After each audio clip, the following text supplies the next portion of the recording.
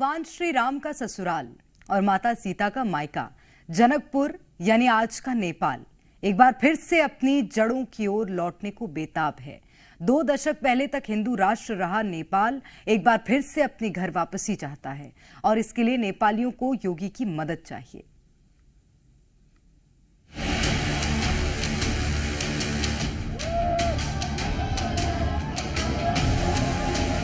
नेपालियों को आस, योगी दिलाएंगे इंसाफ। योगी आदित्यनाथ इंडिया में जो भी पॉलिटिकल हायरार्की हो वो एक गुरु है, धार्मिक गुरु है।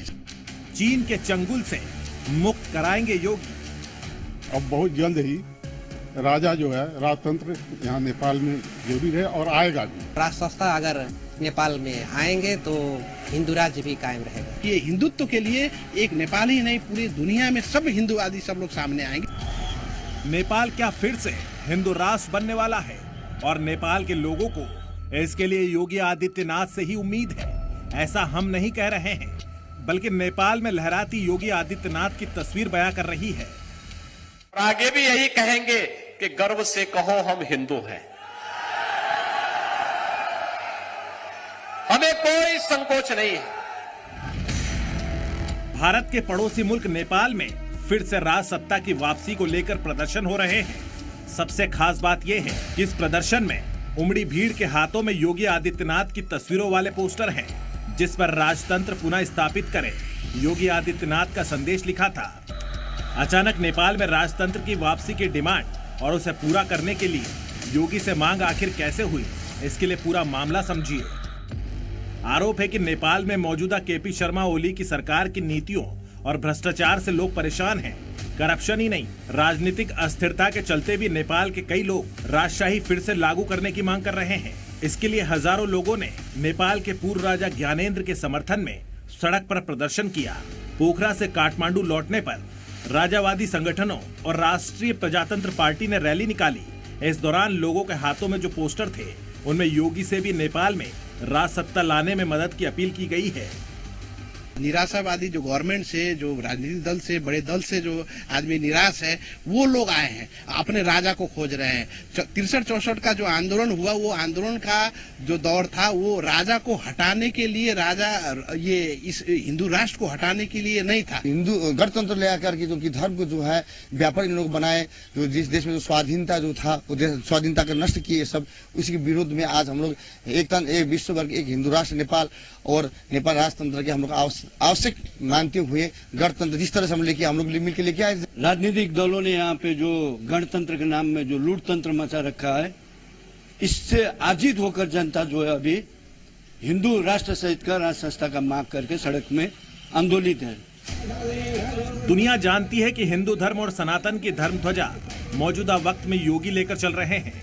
महंत मुख्यमंत्री ने महाकुंभ के महाआयोजन में दुनिया भर के सनातनियों को प्रयागराज में डुबकी लगवा दी थी। यूं कहे कि योगी मौजूदा वक्त में सनातन के ब्रांड एम्बेसडर हैं। योगी से सुनिए हिंदू होने का मतलब क्या है। वही तो संदेश है हमारा महाकुंभ दे रहा है। हिंदू होने का मतलब विश्व कल्याण का मार्ग प्रशस्त करना।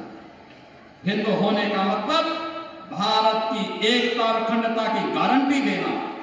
हिंदू होने का मतलब केवल मनुष्य ही नहीं, चराचर जगत की सुरक्षा की गारंटी देना। और उस हिंदू होने पर हम सबको गौरव की अनुभूति करनी चाहिए। सनातन को राष्ट्रीय धर्म बता चुके योगी से नेपालियों को इतनी आस क्यों है? उसके पीछे है नेपाल और योगी का कनेक्शन। दरअसल गोरखनाथ मठ का नेपाल के राज परिवार से पुराना नाता रहा है। नेपाल का पूर्व राज परिवार खुद को गोरखनाथ संप्रदाय से जोड़ता है। स्वर्गीय राजा वीरेंद्र गोरखनाथ मठ में मकर संक्रांति पर विशेष पूजा करते थे। योगी आदित्यनाथ के गुरु महंत अवैधनाथ राजा वीरेंद्र के आध्यात्मिक मार्गदर्शक थे। लेकिन हिंदू राष्ट्र की मांग करने वालों के हाथों में योगी के पोस्टर होने के मायने अलग है। दरअसल नेपाल 2008 तक हिंदू राष्ट्र था, लेकिन बाद में इसे धर्मनिरपेक्ष राष्ट्र घोषित कर दिया गया।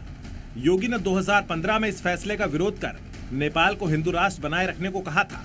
2017 में नेपाल में आयोजित विराट हिंदू महासम्मेलन में पूर्व राजा ज्ञानेंद्र शाह ने योगी को आमंत्रित किया था। भूकंप के दौरान नेपाल में टूटे मंदिरों के जीर्णोद्धार के लिए भी योगी ने मदद की थी। ऐसे में एक बार फिर नेपाल जब सत्ता संकट से जूझ रहा है तो वहां के लोग योगी से ही राज सत्ता पुनर्स्थापित करने की मांग कर रहे हैं। जनता राजा को चाह रहे हैं। अब बहुत जल्द ही राजा जो है, राजतंत्र यहाँ नेपाल में जरूरी है और आएगा भी। और राजा को हटाए भी ये लोग जो है अवैधानिक तरीका से।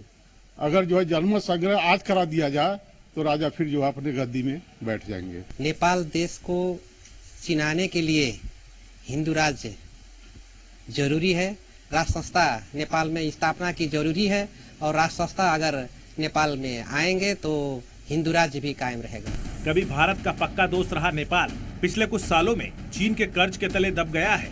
वहाँ की सरकारों का झुकाव भी दबाव में ही सही, लेकिन लेफ्टिस्ट चीन की तरफ देखा जाता है। लेकिन चीनी विस्तारवाद से नेपाली त्रस्त हो चुके हैं और अपने मूल यानी कि हिंदुत्व की ओर लौटना चाहते हैं। इसीलिए तो नेपाल फिर से अपने राजा के नेतृत्व में हिंदू राष्ट्र बनना चाहता है। भारत नेपाल बॉर्डर से अमित त्रिपाठी के साथ ब्यूरो रिपोर्ट, जी मीडिया।